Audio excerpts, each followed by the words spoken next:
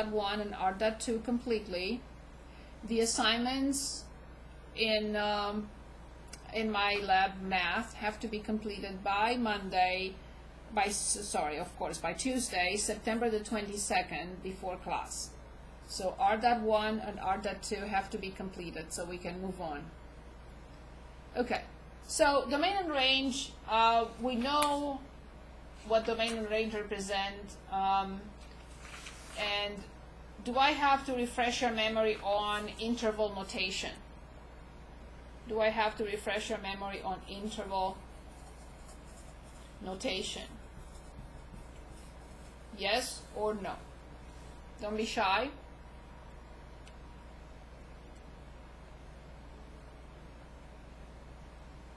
So as an example, we used it already several times today. That's the interval notation. That's the interval notation. That's the interval notation. So I think we're okay. No one said anything, but I can always go back and refresh our memory. I would like to look at maybe just represent or graph so we know what we are talking about. Maybe problem 16 on 32. And we are given, and I'll explain what this means, all of it. They want us to graph this. This notation is called the set builder. Set builder notation. So what does this mean is this. So it has X values. This bar stands for having the property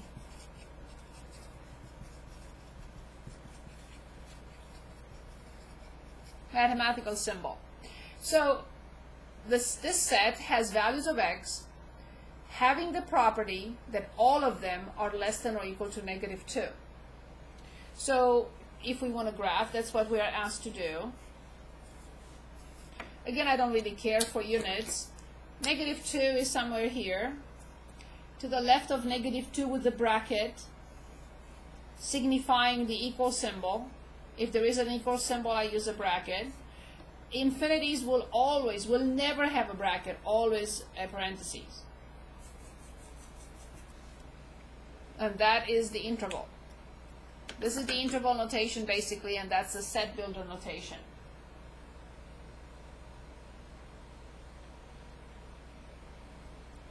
Let's analyze just two functions and I'll stop. Here is one,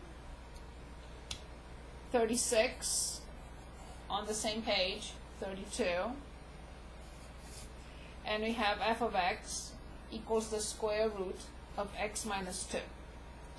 The same, we're asked to present or find the domain. Find the domain for each function given below. And we do know radicals. And I'm sure you remember that radicals can have two different indices. One with an even index, like 2 or 4 or 6, and the other one with an odd index.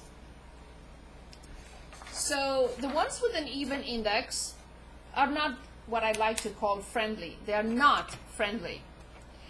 Why? Because they require positive or 0, and the answer also has to be positive or 0. Not just the inside, which is going to be the domain, but also the answer, which is going to be the range.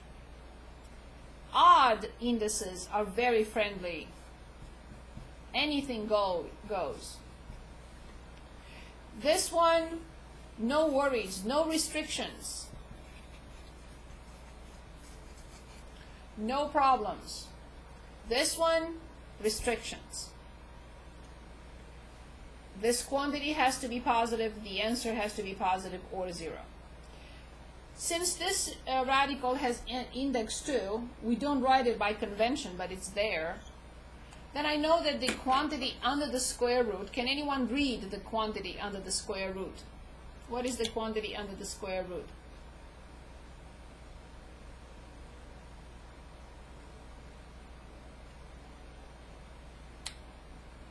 Can anyone read it for us?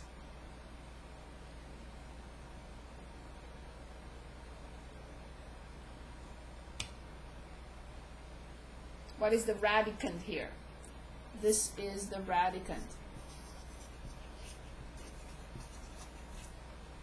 So then x minus 2 has to be greater than or equal to 0, and we add 2 to both sides, and here's our domain. A bracket because of the equal symbol. Now for 44, and after that I promise to stop, we have f of x, which is 2x minus 1 over 9 minus 2x. This is a rational function.